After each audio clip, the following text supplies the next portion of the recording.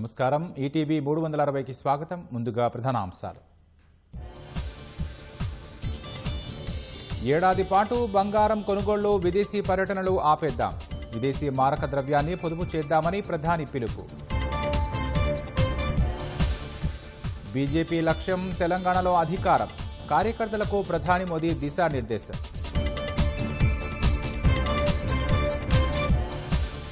కుటుంబ పాలన, అవినీతితో తెలంగాణ విసిగిపోయింది. సుపరిపాలన కోసం ఎదురుచూస్తోందన్న నరేంద్ర మోదీ.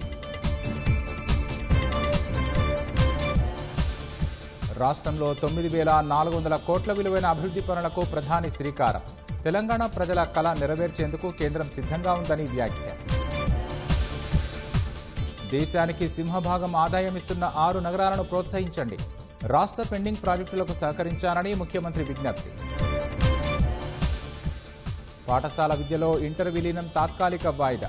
సాంకేతిక సమస్యల అడ్డుతో ఈసారికి యథావిధిగా అడ్మిషన్లు. తమిళనాడు ముఖ్యమంత్రిగా విజయ్ ప్రమాణం.